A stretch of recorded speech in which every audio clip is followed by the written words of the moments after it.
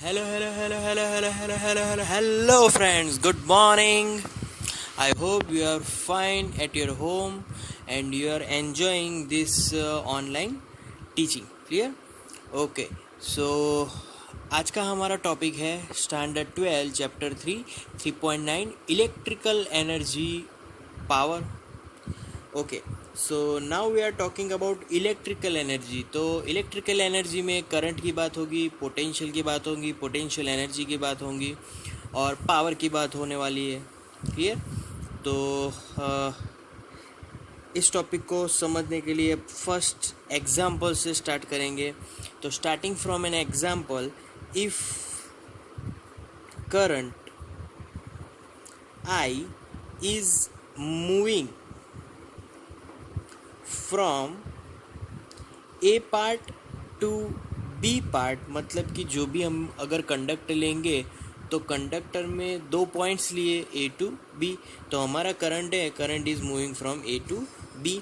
Clear? तो with that current we know that with current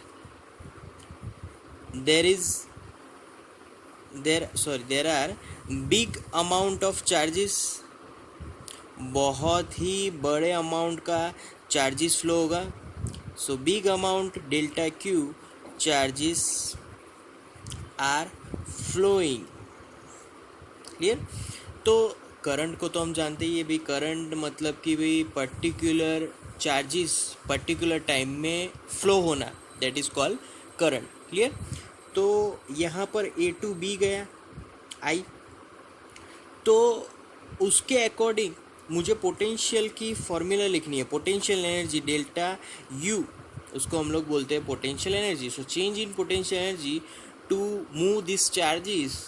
what charges? Delta Q charges flowing from A to B. Clear? तो उसके लिए मुझे लिखनी है फॉर्मूला. पहले तो जो चार्जेस मैं घुमा रहा हूँ उसको delta Q into we know that delta V. Clear? Okay.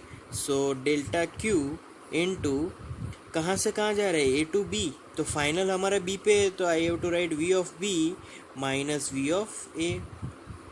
Clear? So ये था potential energy. Okay. Now potential energy is stored in the system in the form of work. क्योंकि डेल्टा क्यू को अगर जाना होगा ए टू बी में तो वहाँ पे वर्क होगा. तो इट इज स्टोर्ड एनर्जी, मतलब negative sign will be there, delta Q is there. Clear? और नाउ पोटेंशियल डिफरेंस. तो पोटेंशियल डिफरेंस की यहाँ पर बात हुई है. तो पोटेंशियल डिफरेंस को अगर मैं जस्टिफाई करना हो तो फिर कैसे करेंगे? तो उसको डेल्टा वी से भी कर सकते हैं और V of B minus V of A. Clear? Okay. So here एक दूसरी फॉर्मूला यहाँ पर डेल्टा क्यू की लिखने वाला हूँ, and that formula comes from electricity formula, that is I delta T. Charge की फॉर्मूला है, charge is equal to I delta T. So here answer is V of B minus V of A. Clear? Okay. So this is the whole formula of potential energy. अब यहाँ पर बात हो रही है potential energy.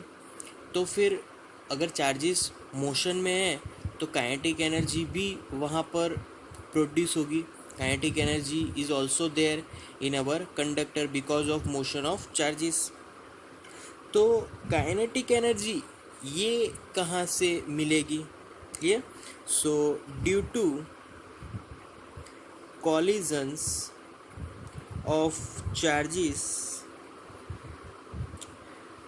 these charges gives motion to another charges, and due to this motion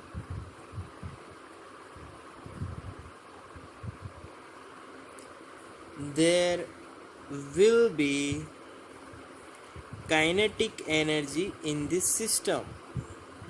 क्योंकि kinetic energy system में आ जाने वाली है. क्लियर?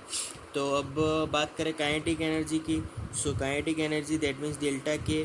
अब ये जो काइनेटिक एनर्जी है it is in the form of potential energy, वो तो पोटेंशियल एनर्जी के फॉर्म में होगी। तो इट इज़ ऑफ नेगेटिव, मतलब कि पोटेंशियल एनर्जी अगर उसकी वैल्यू नेगेटिव है, लेस देन ज़ीरो है, kinetic energy will be positive of that potential energy. That means my formula is I delta T delta V, simple as that. Clear? तो ये मेरी kinetic energy की formula हो गई। Okay, so I can write total energy is equal to delta K plus delta U will be zero here because both are same. Okay, अब kinetic energy मिली कहाँ से system को? तो we know that due to collisions of charges क्या होगा कि जो charges है दूसरे चार्जेस के साथ कोलाइड होगा। Due to that collision there is a heat transfer between the charges, वहाँ पर हीट ट्रांसफ़र होगा। अब हीट ट्रांसफ़र होगा तो हीट एनर्जी भी यहाँ पर मिलेगी। तो अब हीट एनर्जी की बात करें, heat energy due to collision कैसे मिलेगी? कॉलिजन ऑफ चार्जेस के कारण। तो heat energy due to collision of charges that will be delta W is equal to the formula will be delta W, it is our heat energy, और formula is comes from delta P into delta T. Clear? So यहाँ पर it gives that delta p is equal to delta w upon delta t. Okay, so delta w in which form? In potential energy form. So I have to write here I delta t into v. Here I write v instead of delta v upon delta t. Delta t will be cancelled out, so our power formula becomes I into v. Clear? Okay, so this is our power formula. अब power यहाँ पर किस form में dissipate होगा ये पहले तो हम लोग जान लेते हैं। तो उसको जानने के लिए मैं एक इलेक्ट्रोलाइटिक यहाँ पर सॉल्यूशन के बारे में ड्रॉ कर रहा हूँ। We know about the liquid cells. Clear? Liquid cells में कहाँ पर यूज़ करते हैं? तो कार्स की बैटरीज में। वो लिक्विड सेल्स वो पॉजिटिव आयंस और नेगेटिव आयंस के बने हुए होते हैं। तो एक तो उसमें दो इलेक्ट्रोड्स यूज़ हुए होते हैं। क्लियर? ये दो इलेक्ट्रोड्स एक दूसरे के साथ एक क्लोज्ड सर्किट से कनेक्टेड होंगे। Clear? This is positive electrode, this is negative electrode, this is our resistors R. Always this whole arrangement is behaving like a cell. तो always in this cell current is flowing from positive terminal to negative terminal. अब if this current is I, clear? तो जैसे जैसे ये current resistor में से flow होता चला जाएगा वैसे वैसे उसमें से पावर डिसिपेट होगा, पावर वेस्टेड हो जाएगा। तो उस पावर की फॉर्मूला क्या होगी पहले ये देख लेते हैं। तो dissipated power P is equal to the formula will be I square R. Yes, I square R जितना पावर वेस्ट हो जाएगा। कौन से फॉर्म में वेस्ट होगा? तो it is wasted in the form of heat energy. Exactly heat energy के form में वो वेस्ट होने वाला है। Clear? So P is equal to I square R. Okay, now according to ith formula initially we study P is equal to V I. Okay, अगर ये power को मैं डिफ्रेंशिएट करूँ, अलग कर दूँ, तो मैं उसको PC के फॉर्म में लिखूँगा और यहाँ पर I को सब्जेक्ट बना दूँ तो I is equal to PC upon V। Put it into here, so P is equal to PC square R upon V square. Clear? So ये हो गया हमारा न्यू पावर। तो ये new power, what is this new power? It is dissipated power. जबकि हम लोग R resistance circuit में डालेंगे तो जो पावर जब भी करंट रेजिस्टर में से फ्लो होगा तो that electric current will be converted into heat energy. कभी कभी हम लोग कोई इंस्ट्रूमेंट स्टार्ट करते हैं तो वो गर्म हो जाता है. इस फॉर एग्जांपल, इसका बेस्ट एग्जांपल है जो मोटर, जो पंप हम लोग यूज़ करते हैं ना पानी ऊपर चढ़ाने के लिए, वो काफ़ी गर्म हो जाती है. क्यों? क्योंकि उसके इंटरनल रेजिस्टेंस के कारण. जब कभी भी करंट उसमें से फ़्लो होगा तो वो करंट रेजिस्टेंस में से फ़्लो होने के कारण that current will be converted into heat energy. Clear? इसीलिए वो हीट होता है.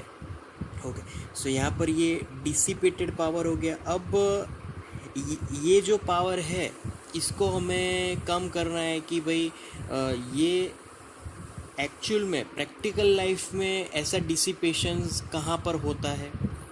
तो वो डिसिपेशंस होता है कि जब कभी भी हमारे जो इलेक्ट्रिकल जो पावर सिस्टम्स है वहाँ से हमारे घरों तक जब इलेक्ट्रिक करंट आता है तब वो बहुत बड़ा डिस्टेंस रहता है. तो जब कभी भी बड़ा डिस्टेंस होगा तो वायर की लेंथ बड़ी होगी. अगर वायर की लेंथ बड़ी होगी तो रेजिस्टेंस बड़ा होगा. इफ़ रेजिस्टेंस ज़्यादा होगा तो फिर पावर जो है, पावर डिसिपेशंस भी ज़्यादा होगा. तो पावर डिसिपेशंस को कम करना होगा तो वहाँ पर हमें ट्रांसफार्मर का यूज़ करना पड़ेगा. अब ये फॉर्मूला ही ले लो. यहाँ पर अब मैं अगर वोल्टेज बढ़ा दूँ तो पावर डिसिपेशन कम हो जाएगा, वोल्टेज घटा दूँ तो पावर डिसिपेशन ज़्यादा हो जाएगा. क्लियर? तो एक ट्रांसफार्मर ऐसा चाहिए कि जिससे ये जो पावर की वेस्टेज हो रही है उसको हम लोग कम कर सकें. तो ट्रांसफार्मर का जो भी यूज़ होगा वो हम लोग आगे पढ़ने वाले हैं. Clear? Okay, so that's the electrical energy and power. Thank you so much students to listening this my video lecture till the end. This means a lot to me. Thank you very much.